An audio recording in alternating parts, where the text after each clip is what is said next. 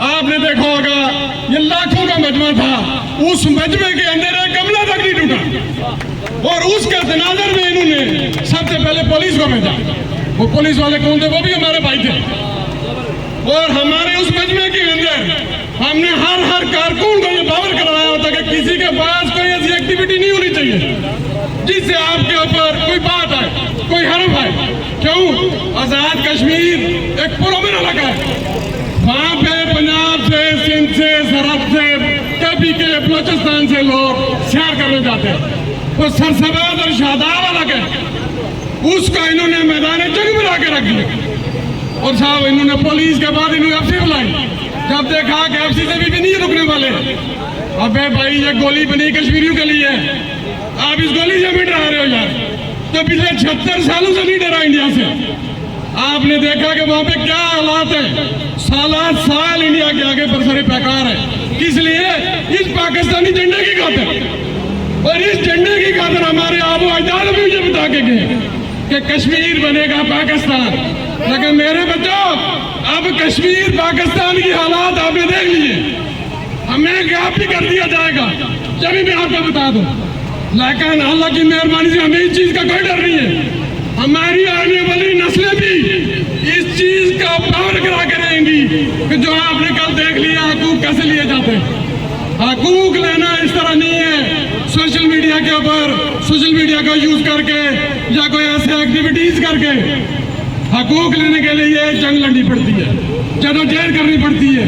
76 सालों से एक डुगूसला बनाया हुआ है कि हम पाकिस्तान के साथ हमारा इखलाकी और तमाम हमारा जो ना उनके साथ हम खड़े नहीं, ये सब झूठ है, कोई खड़ा नहीं है। असल में हमारे जो गुजरा है वो इन्हीं के कारिंदे। और वहाँ पे हम लोग ने क्या निकले थे? सस्ता और सस्ती बिजली। वसाइल हमारे, पानी हमारा, डैम हमारे, कब्जा तुम्हारे, जंगलात हमारे, कब्जा तुम्हारे। मेरे तुलबा, मेरे बच्चों, स्टूडेंट्स और तद्दे लोग खड़े हुए, मैं आपको ये कह रहा हूँ, आप ये रिसर्च करके देखें। पाकिस्तान के जितने भी सूबे, सबसे ज्यादा 93% पढ़ी लिखी आबादी उस आजाद कश्मीर की है, जहाँ पे यूनिवर्सिटियाँ नहीं है, स्कूल नहीं है, अस्पताल नहीं है, रोड नहीं है। जिसको नाजला जुकाम और बुखार हो वो वहाँ पे अस्पतालों में जाता है, बाकी कोई भी और टूटा फूटा, कोई दिल का, कोई सीनियर मामला जो उसको उठा के पिंडी ले आते हैं। और उसकी आबादी इतनी पढ़ी लिखी है। आपने ये देख लिया होगा, ये कश्मीरियों को ऐसे बेवकूफ नहीं बनाया जाएगा आपके पास।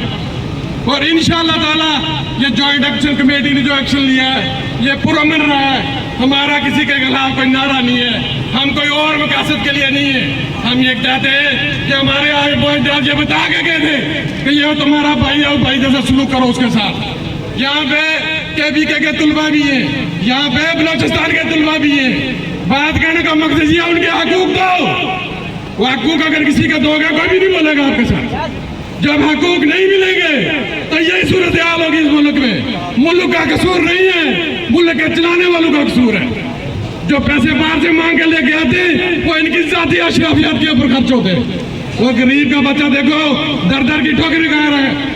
यहाँ पे मेरे भाई कह रहे थे कि बच्चों को नौकरियां नहीं मिलेंगी। बच्चों आपको नौकरियां मिलेगी, आपने नौकरियां ले ली है डंडे के जोर पर। आप तालीम हासिल कर रहे हो, आपके माँ बाप आपकी तालीम के ऊपर पैसे खर्च कर रहे हैं। वो बाप किस तरह पैसे कमाता है ये आपको भी पता है, ये मुझे भी पता है। मेरे बच्चे भी पढ़ रहे हैं यूनिवर्सिटियों में, मेरी बच्ची भी साइकोलॉजिस्ट कर रही है। लेकिन हमें पता है हम उनकी फीसें कैसे भरते हैं। और इस पाकिस्तान में महंगी इतनी फीसें, तो बात कहने का मसला मकासद की तरफ आते हैं कि हमने अपना हक लेना है, अपना हक लेना सीखो, जिस तरह कल आपने देख लिया। और इंशाअल्लाह ताला आगे भी हमने एक रोड मैप तस्लीम कर रहे हैं, उसको इसमें हमने कैसे लेकर चलना है। मैं ज़्यादा वक्त नहीं लेना चाहता क्योंकि बातें तो बहुत थी, लेकिन मेरे भाई उन्होंने बोला कि टाइम की बहुत कमी है, मैं इसी के ऊपर ख़त्म करता हूँ। तमाम स्टूडेंट्स का बहुत शुक्रिया अदा करता हूँ।